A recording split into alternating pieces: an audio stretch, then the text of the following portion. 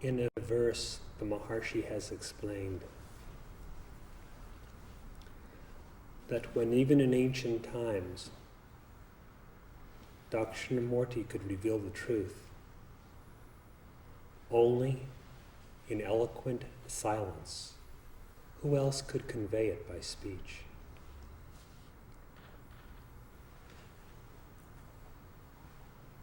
He has also explained that silence is that state in which no I arises.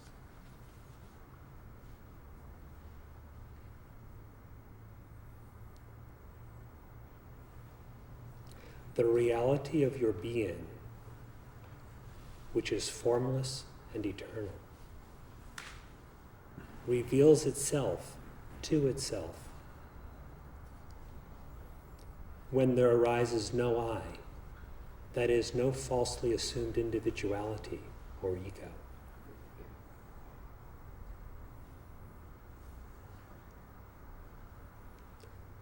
Therefore, when you attempt to know the Absolute by knowing the reality of your own self, who is in search of what? When you inquire to know the self, who am I?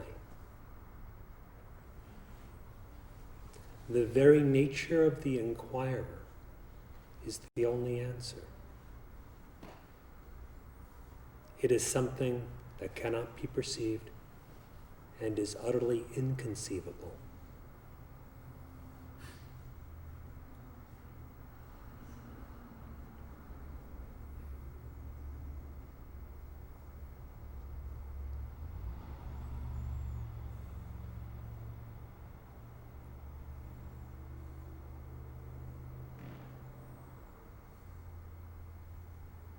If you know yourself, then you abide in that as that, which is perfect peace and also perfect happiness.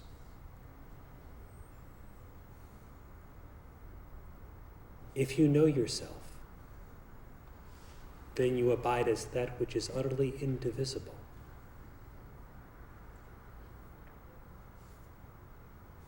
That which is unborn and also undying.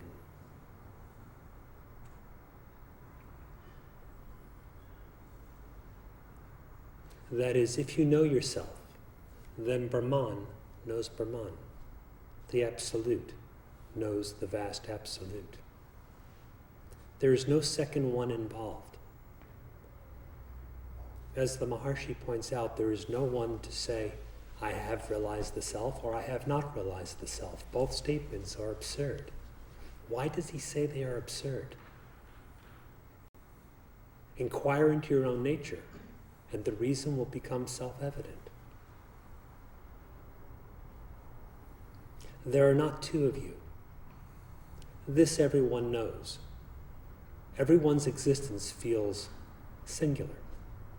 I. Perceptions may be multiple, as well as unreal. Your thoughts may be multiple, as well as unreal. Your existence is singular.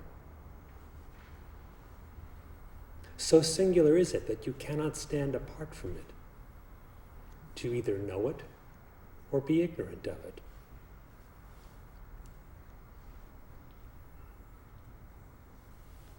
The assumption that you can exist apart from your actual being, which is the Absolute, is what the Maharshi referred to as I, the I notion. A bare assumption with no fact to it. Based on that one notion, made up of that one notion, is all of ignorance, which is just further misidentification. With such ignorance or misidentification comes the idea that I am what I think, rather than being the nature of consciousness. Or I am some form, such as the body, rather than my nature as pure being. Or that happiness is elsewhere, and hence I become attached, rather than bliss is identical with being.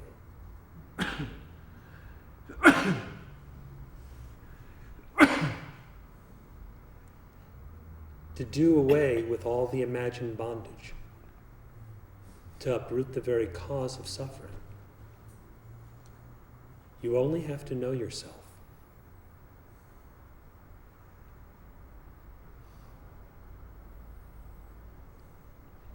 That which is sought naturally by beings who feel bound as liberation is found to be innate, the very nature of one's own self. And all you need to do is inquire deeply within yourself, who am I, to verify this in your own experience.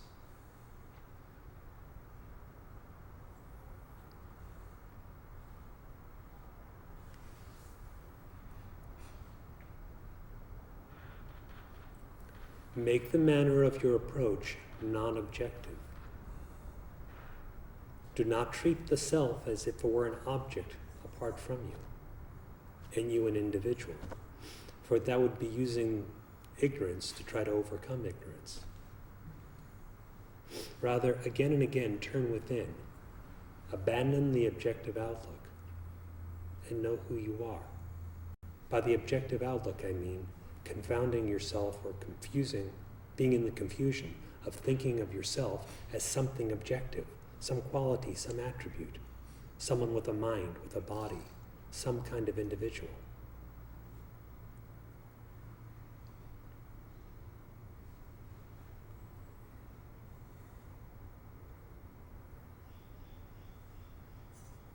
Then that which is unborn, for which there is no creation, reveals itself as itself, and that is yourself.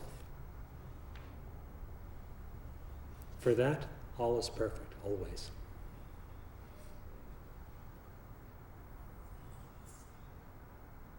If you think or feel that such is not your experience, or not always your experience, inquire, for whom is this conception? Whose experience is otherwise?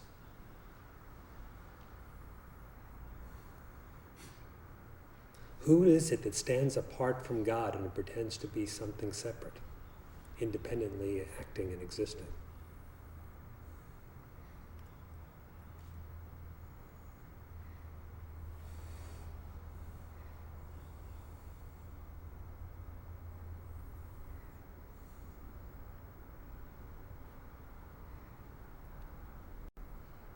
Silence is truly being, and being alone knows itself. There is no other to do so.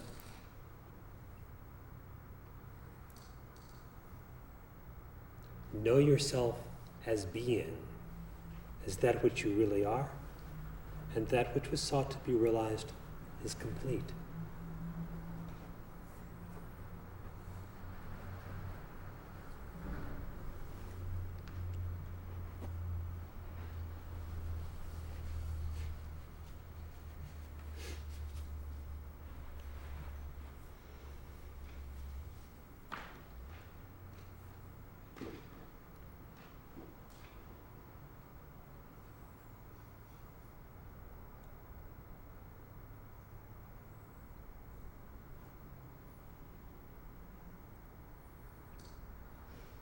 A verse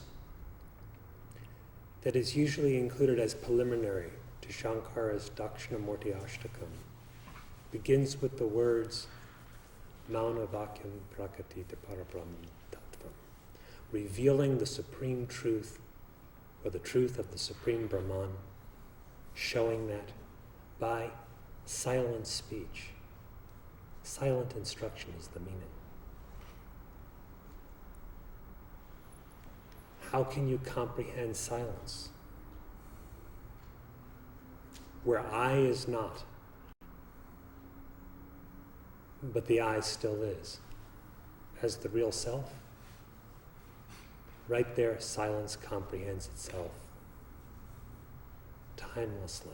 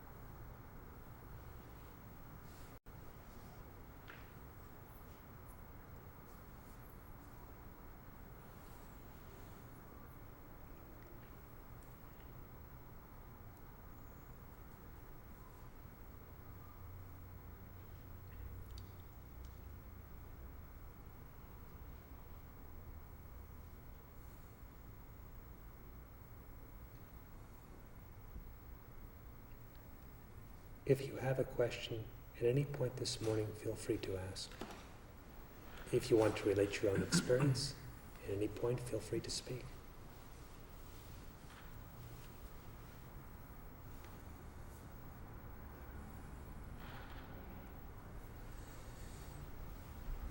Well, meditating during my trip,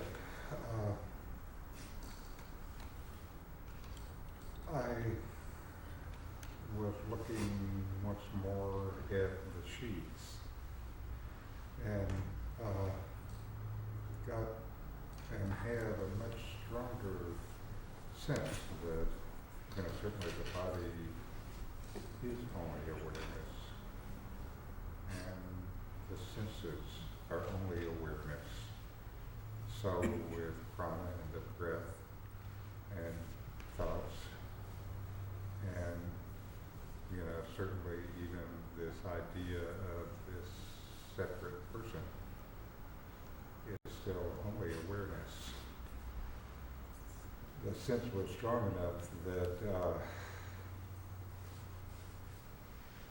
sometimes in hearing the traffic and the taxis going down the road beeping their horn, it seemed like it was just Brahman going down the road. What I want is, to me this still seems very much in the right direction. And what I want is to get real solid in this self-knowledge. And so I give this comment to you and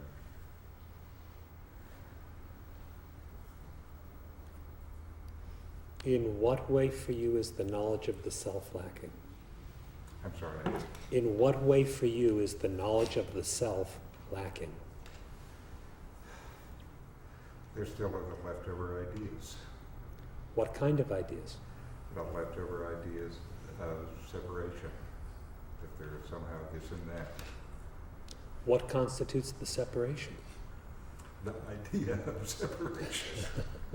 Okay, so it's not a real separation, it's just the idea of it. That's the only thing that I can find for sure is there.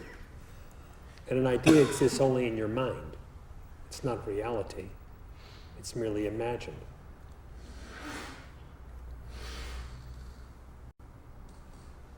Within the mind is imagined all that you mentioned, whether seen as one or as multiple. The so-called outer world, the body, the prana, the cognitions.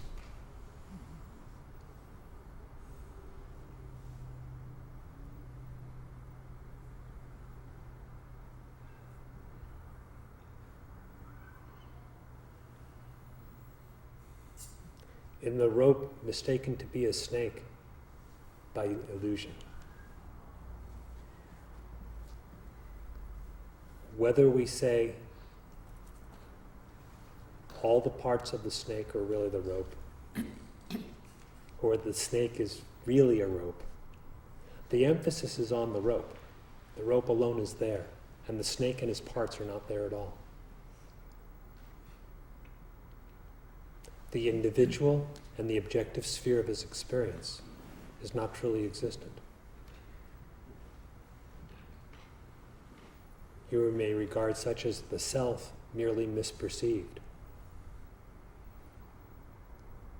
whether seen as one or multiple.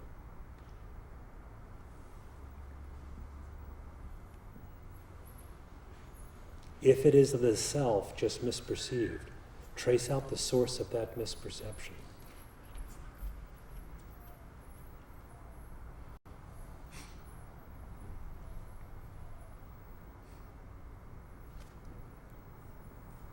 That is, someone seems to be as if not stable in self-knowledge. Who is that someone?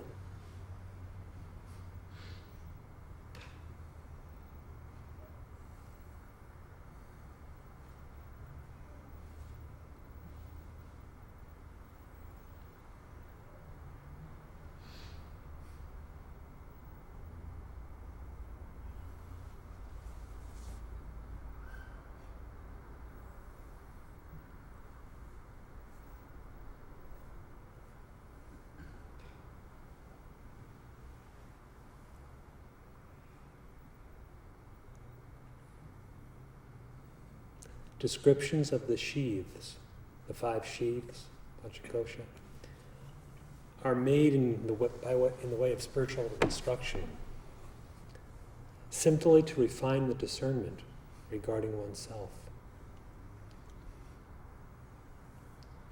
The sheaths are not real entities.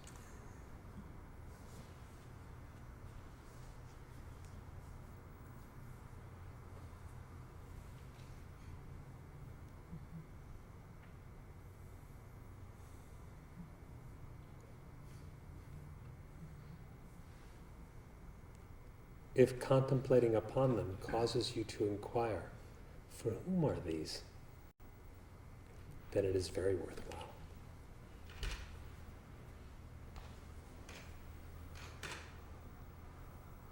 In other words, if it causes you to disidentify from all that is not the self, then it's good.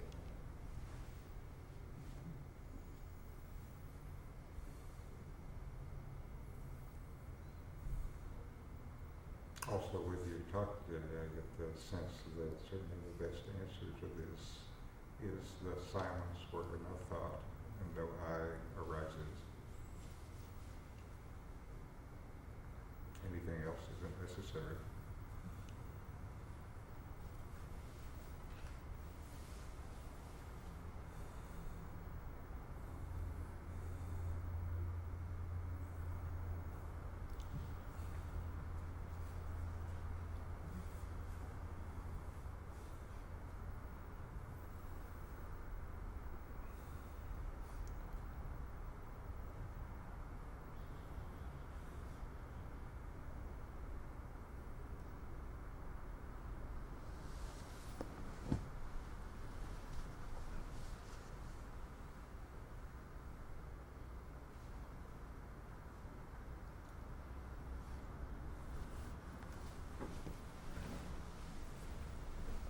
Some gurus or teachers say that in order to receive God's grace, you need to be in a place of no resistance.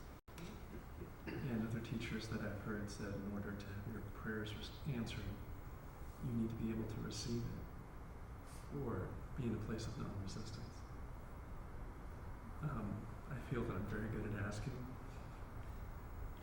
but in some ways I'm not good at receiving where there's resistance. How can I overcome that resistance and be completely receptive as a saint?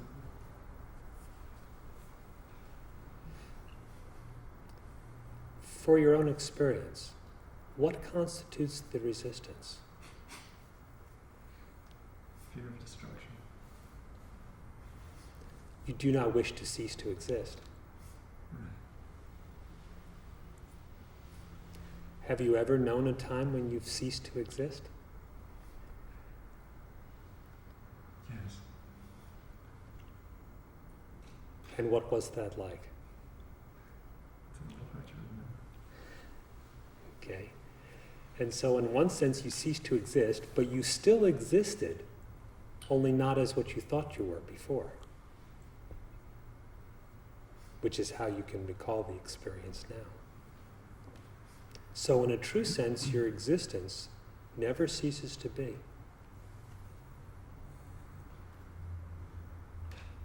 This second one, which is the abode of fear and what you're calling resistance, you need to find out how he has not yet come to be.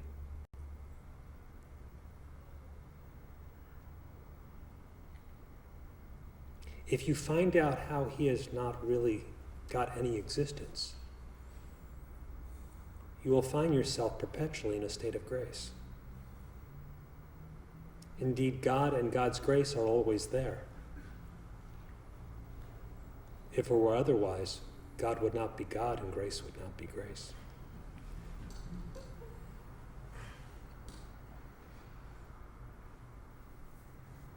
So we only can loosely speak of receiving grace as if it came from somewhere else.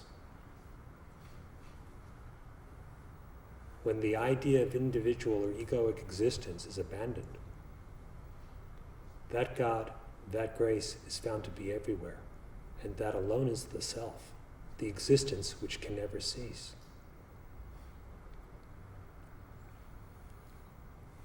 So you resist for the same reason you wish to be absorbed. You do not wish to go out of existence. It's an intuition of your real state, that you in your real nature can never go out of existence. Birth and death have been superimposed upon yourself only by your own imagination.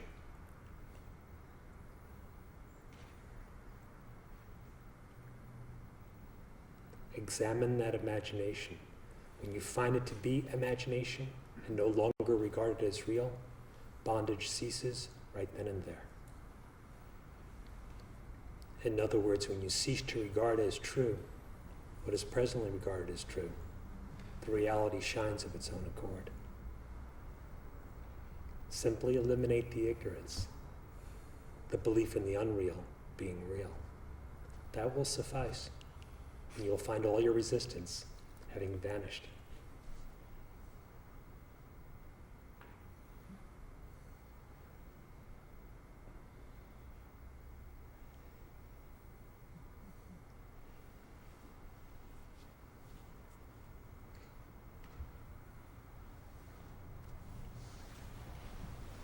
Self-knowledge, self-awareness, enlightenment seems rather analogous to the concept of resonance, of vibrational frequencies.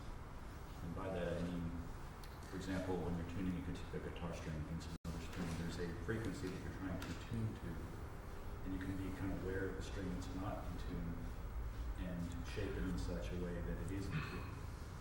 So my experience has been that even on the physical level, on the subatomic level, as far down as scientists can go, there's always this underlying theory, or not theory, but a concept of frequencies.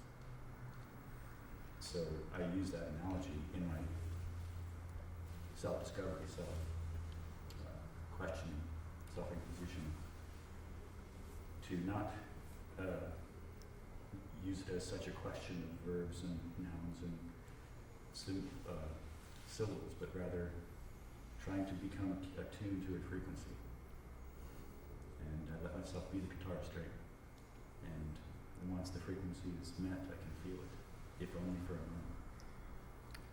But usually the other side of the spectrum comes back, and I'm back in my life, and I'm sort of at a frequency, but it becomes a practice to remain in the ultimate frequency. All right, using the analogy, what causes you to go out of attunement once you have the resonance or the attunement? You're in tune, perfectly matched. What causes you to go out?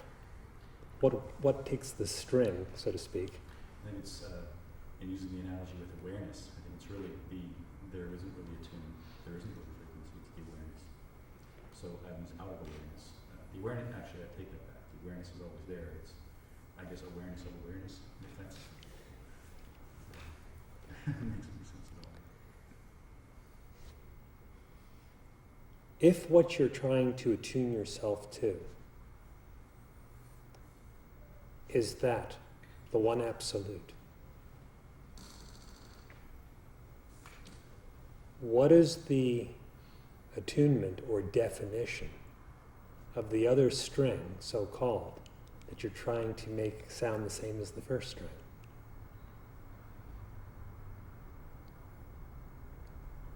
If there is that, what makes up you that you come to the conclusion that you are not that, rather than you are that? Illusion. Illusion gets in the way. And illusion is also a frequency, just as an analogy. It's not something to imagine, but intellectual. All right. What is the source of the illusion? How does illusion arise?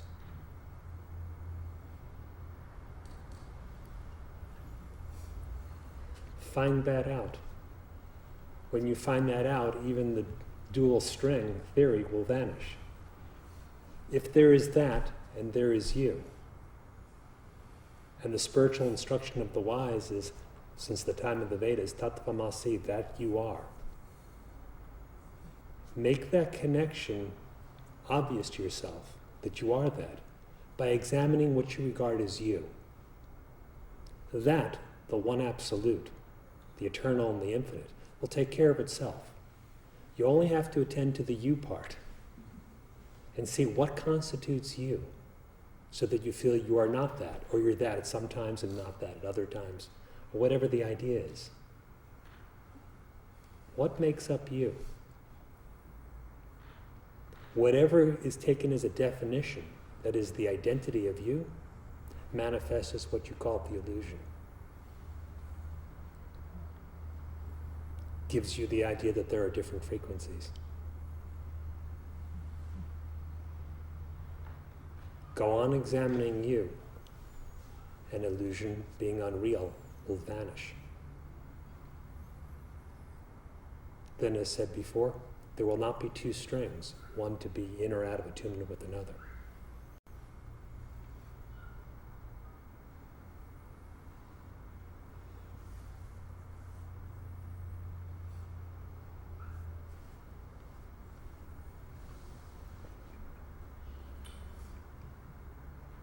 The area that I've been working on is to destroy the vasana for the desire for food. And by desire, I don't mean the body's need to refuel itself. It's attaching my happiness. And I kind of started on this a couple of weeks ago and thought, oh, we'll just lick this one. But it's a pretty deep one. It's got a lot of flavors, so to speak. And with it comes the misidentification with the body, thinking that if I can do something with this body and its conditions, that I'll be happy. So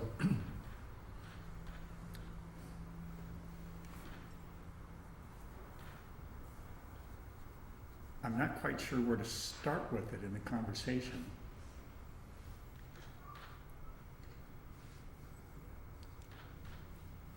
It starts like a little seed or something, or like a little whisper in the ear. And it usually comes with a body sensation. And it isn't even necessarily hunger. It may be just kind of a discomfort or an unpleasant body sensation. So it's like, oh, okay, I can fix that with some food. And if I eat the food, then I'll be happy. And No, if you eat the food, you change the sensation. What has that got to do with happiness?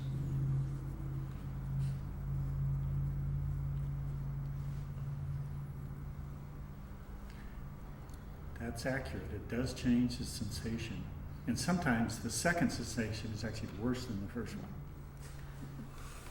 one. Understandable. And because that habit is so strong, it's, oh, let's go eat something else or more of the same, and the condition gets even worse.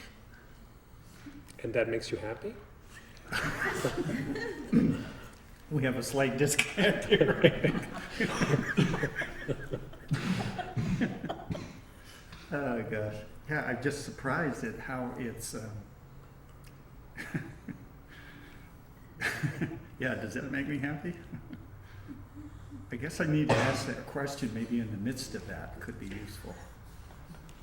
What do you mean in the midst of that? Well, it's like in the midst of the habit playing itself out. Do you need to wait for an opportune moment in order to be free? Is liberation determined by outer circumstances, time, or activity?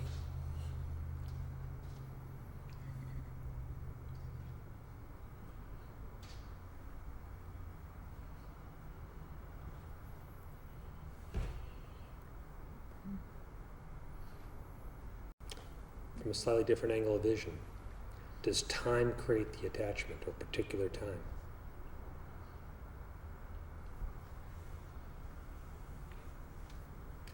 No, it doesn't, nor the repetition of it. Okay, so neither repetition, but more so particular time does not create the attachment. Why would you need a particular time or occurrence in time to bring about liberation from the attachment?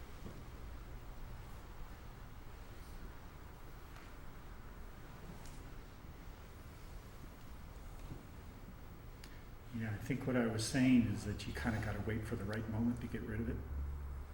Is that true? No. All right. Well, then it makes me wonder, what do I need to do to get rid of it then? What exactly is it that you're trying to get rid of? Well, it's an attachment to, well, what I'm trying to get rid of? I'm trying to get rid of that habit of thinking that I can be happy by eating food. Of what is the attachment composed?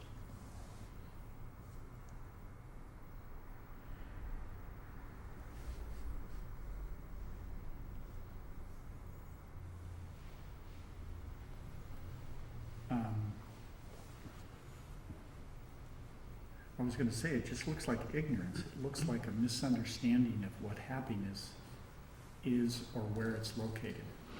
All right.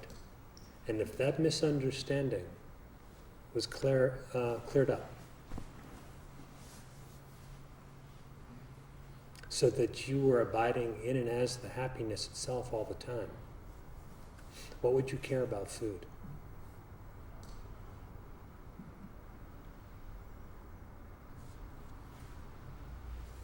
I wouldn't have any. Food would no longer be confused with happiness, so it would be just food for the body. All right. Or as Ribhu says, just more mud to patch up the body's walls of mud. Just more fuel to kind of keep the fire going. All right. But since you would not be depending on it for your happiness, your relation to it would not be binding.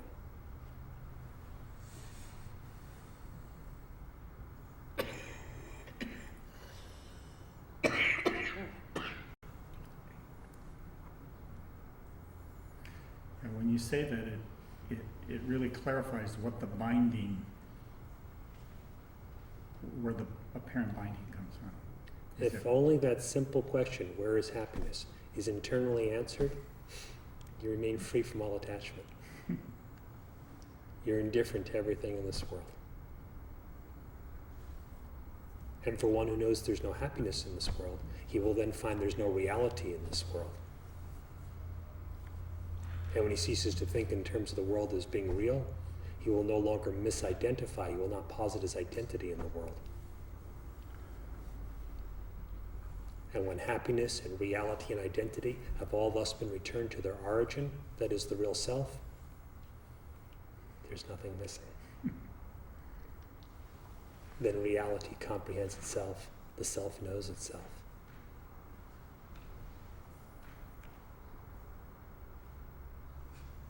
At that point, you've consumed as your food, as blessed food, prasad, which means grace as well, the entire universe, along with the body.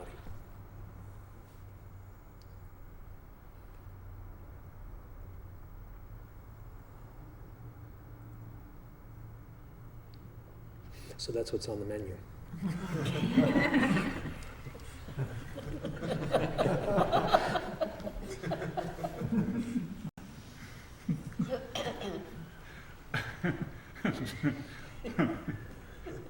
You can take my order.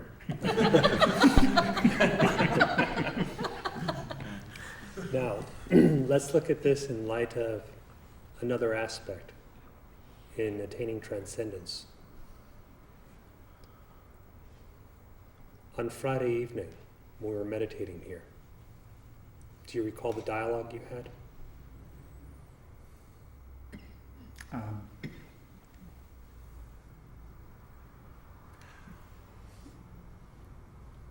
Yeah, towards the end of it, you were talking about the source of happiness, Mm-hmm. that once that is known without question,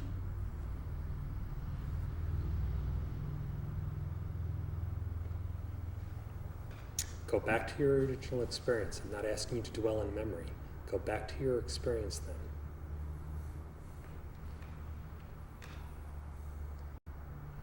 The question that was asked of you was, is there any more doubt regarding what bliss is or where it's to be found?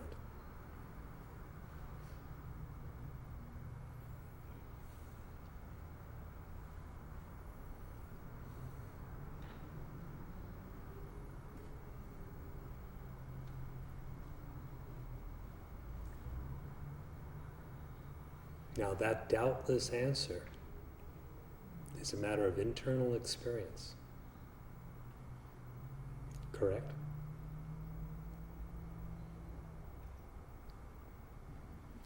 Examine what happened right afterwards in the same dialogue.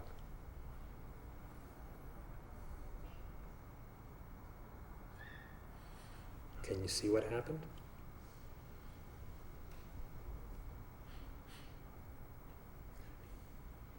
Yes, what happened next was my identity was without question. But was it really?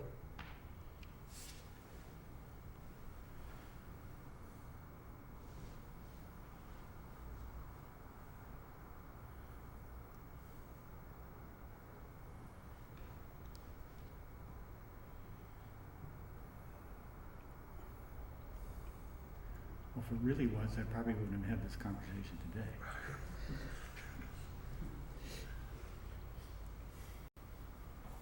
So in the Vedantic text, you see reference to paroksha and aparoksha. Indirect and literally not indirect knowledge or experience. When it is indirect, the intellect has a grasp of it. There is some idea of it.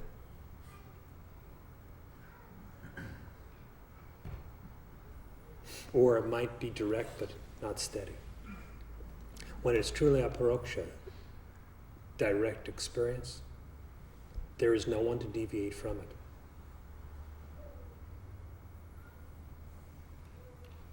If one's identity is doubtless, there is no one to carry the seed of illusion ever again.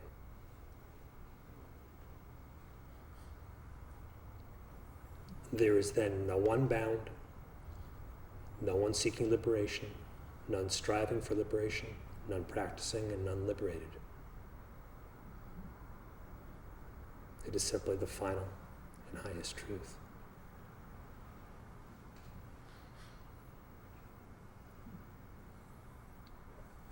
Now, this is why I brought it to your attention.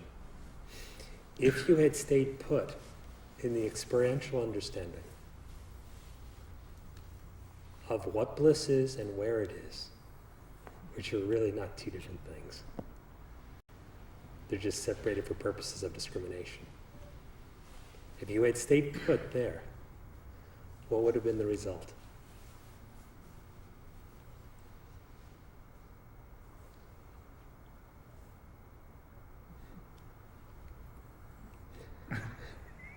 Who knows? I don't think there'd be any questions, though.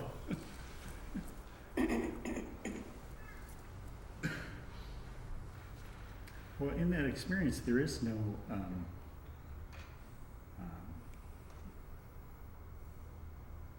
there's no one left to make any statements about anything. Mm-hmm.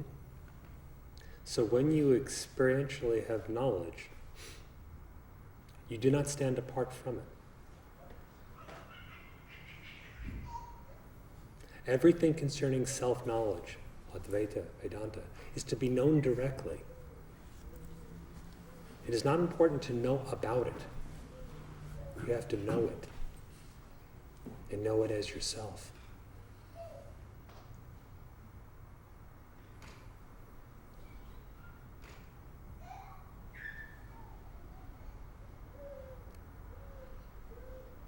One drop of experiential knowledge, interior knowledge, true knowledge, is worth more than a whole ocean of knowing about it, as if you were studying it as a topic.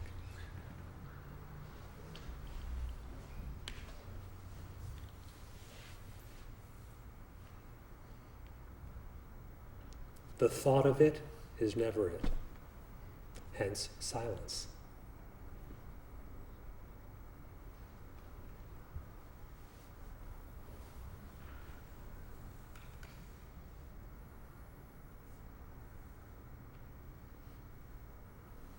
The thought of bliss is obviously not bliss.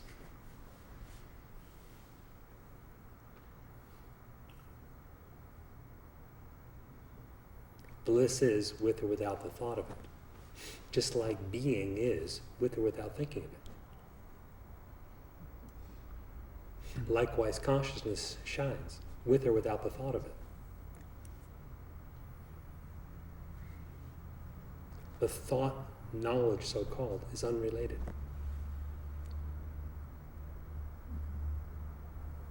The thought knowledge of the doubtless state is not the real knowledge that is doubtless.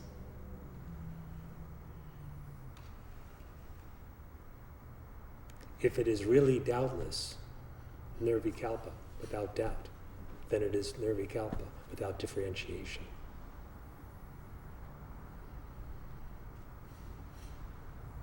And when the knowledge of that is steady, due to an absence of ego, then it is sahaja, innate, natural. And it is not possible to separate yourself from that which is innate.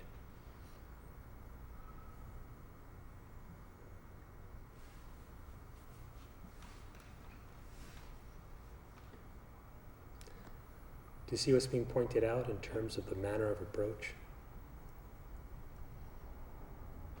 You could take this, you could apply the same point in relation to meditation, spiritual instruction, satsang, reading a holy text, anything of a spiritual nature.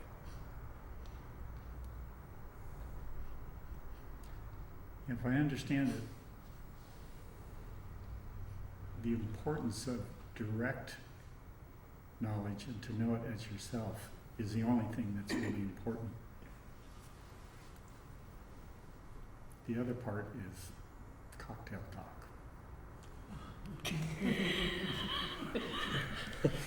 Well stated.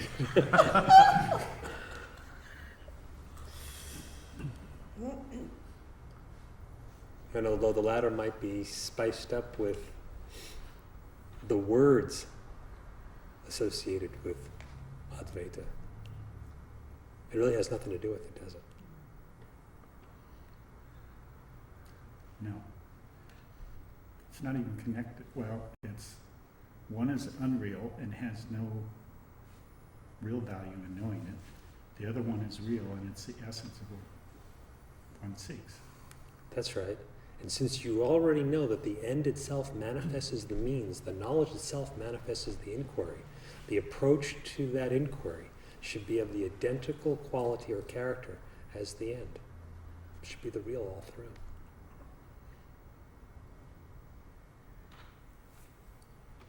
As far as the Maharshi says in Saddarshanam, duality in practice and non-duality at the end is not good, not holy advice.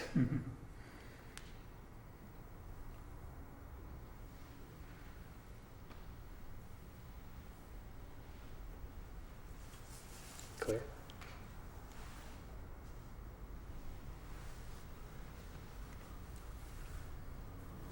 So I was just thinking that to know things obviously directly, not via the mind is very important. What you're talking with Jim, and I guess what I've been trying to tap into is the fact that it's not a matter of sort of like just as what's really going on. Sort of like when you say that existence is what's rock solid and happening. However, you also mentioned earlier about that the world illusion will not be present once you know something rock solid, firmly. But that world illusion, I had a nice meditation Friday night, and it seemed like there's a lot of, awareness, or, it felt like there's a continuity of that meditation, but it didn't last, it wasn't permanent, so world illusion kind of crept in. Was the world illusion permanent? No, that's definitely not. Then what was permanent? Yeah, the world illusion doesn't really hold up too well. I mean, it's kind of... Then what's permanent?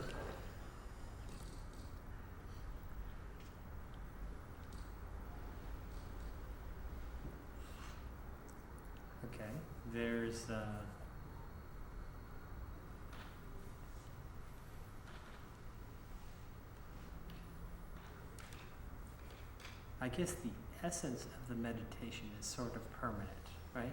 In other words, sort of there's a certain intrinsic awareness, I guess, of what's real versus what's not. And is that essence of meditation apart from the meditator?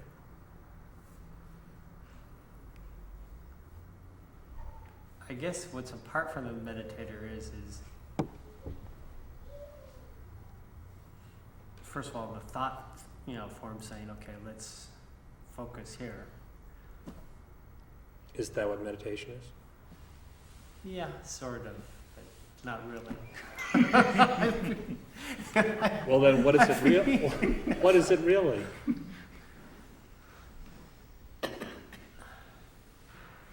Yeah, because I have to, okay, so what you're saying is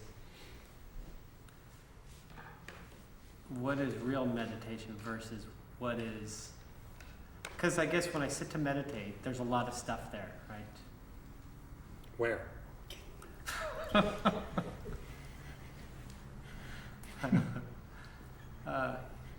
I guess in the mind, and what's real is a combination of that play, right? So there's sort of thoughts. There's reality, and then what's in the mind. Yeah, there's kind of hunks of thoughts, Okay. and a lot of those are saying, okay, let's turn the mind inward. Let's focus on what is that awareness, something like that. I mean, kind of What is your mind? like the galaxy, There's kind of like these thoughts floating up. Just kidding. If the thoughts float in your mind, what is the mind? Yeah. Well, thoughts never. If it's like a galaxy, what is the space? Yeah.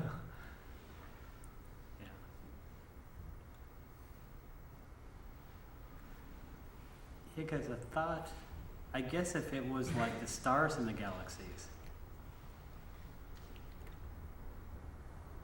that'd be so infinitesimal part of it that probably the space in it would be overwhelming. All right, what is the space? But it seems like when the thought becomes, what is the space? Yeah. Mhm.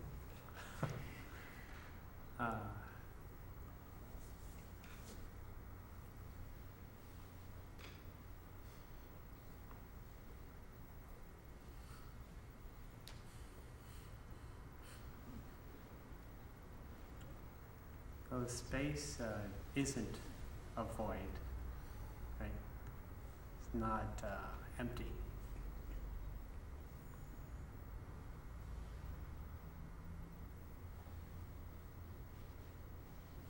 And maybe it's full. I don't know.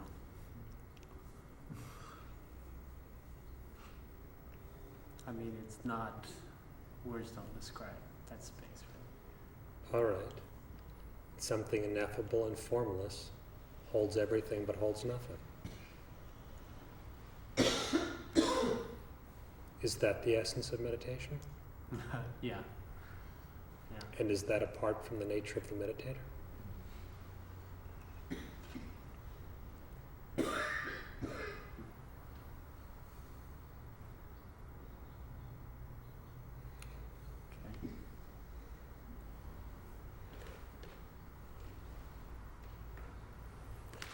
Okay. Yeah, because I guess I think of myself as somebody who's sitting there kind of meditating on something. Is that what you are? Whatever you are, you permanently are. Yeah. Just as we So were it doesn't speaking in the very work. beginning. Yeah. that You don't doesn't change your nature. So is that what you are? A body sitting? work. No. It's sort of what I would imagine myself to be, I guess. I mean, it's, Who imagines?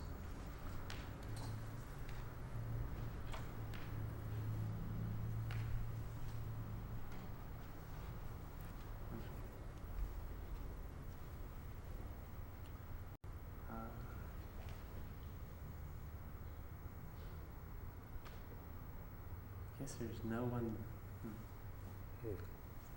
nothing really to speak of. When you say who imagines, seems like it's presumed that I'm imagining. Do reality and imagination mix? Or as the Gita says, the real is ever real and the unreal has never come to be?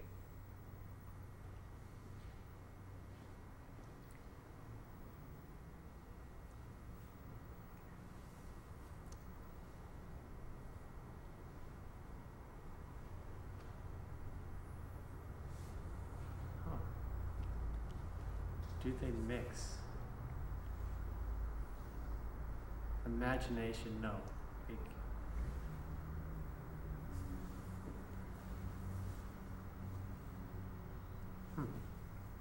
Does the mirage water ever wet the ground?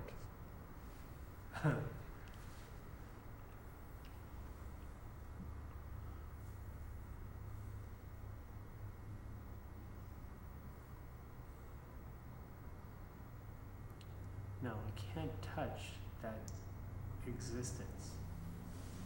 It can't touch it, it seems. It doesn't have that ability. So then there's no association between the real and the unreal. Not only is the reality, your own self, immutable and utterly unaffected, but there is no second thing to affect it.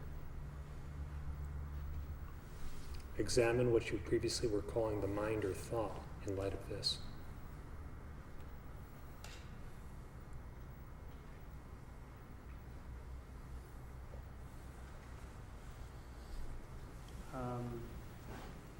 Okay, something that definitely was an entity, had individuality. But is there something called thought? Is there one who becomes entangled in it?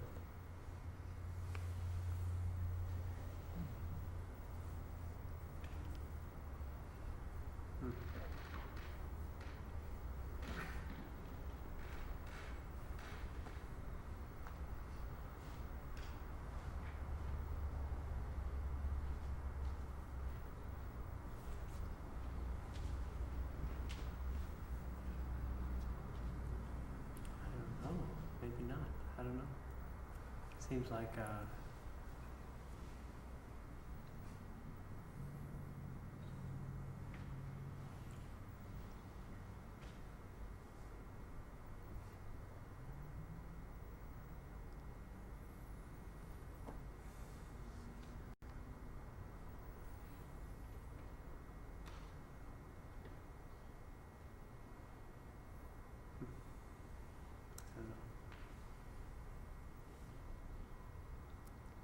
Your not knowing now is knowing much more than when you thought you knew.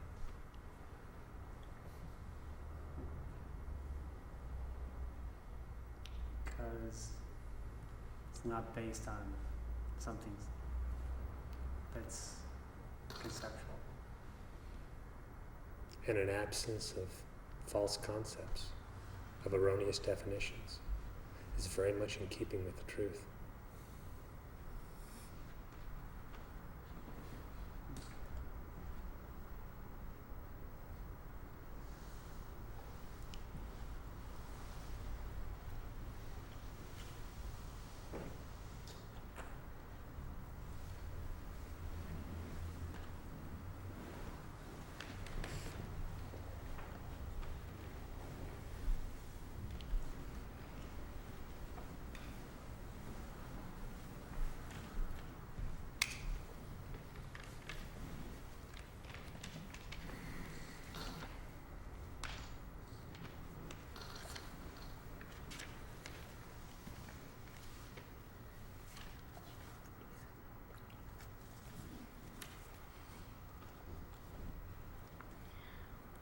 यदा न भाव्यते किञ्चित् ध्येयोपादेयरूपि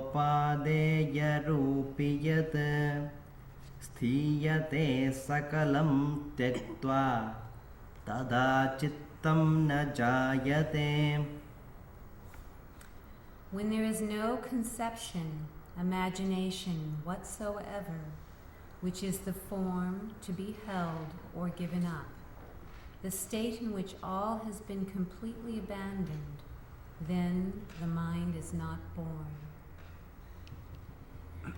Avasanatvat satatam yadana manute manaha amanasta tadodedi paramopashamaprada. Being constantly free from vasanas, when the mind is not thinking, then no mindness arises, and this grants supreme repose. Yada na bhavyate bhavaha kvachicchagati vastuni tada hridambare shunye katham chittam prajayate. When no conception, imagination, is conceived whatsoever of anything of the world, then the void space of the heart, in the void space of the heart, how will the mind be born, be brought forth? Yada bhavanamastaya yada bhavasya bhavanam yadya vastudadarshyatvam tadachittatvamuchyate. Having recourse to non-existence, which is the existence of the non-existence, which accordingly is the displaying, the showing of the reality, the real thing that is to be released, to be free from the mindness. Sarvamantap parityajya shītalāṣaya vartiyat vrittistamaphi tacchittam asadrupam udahritam. That which has completely abandoned all within, the expanse of the cool abode of the heart, though continuing in modes, states, conditions, that mind is of the nature of unreality, the non-existence, or is of the form of the unreal, it is declared. Brashtabijopama yesham punarjanana varjita vasana rasana hina jivan mukta hite smritaha. Resembling a seed that has been fried, which is without the capability of generation again, are the vasanas, excluded from being tasted, of them who are certainly thought of as liberated in life. Or, resembling a seed that has been fried, which is without the capability of generation, production again, are the entire sensing of vasanas of them who are certainly thought of as liberated in life.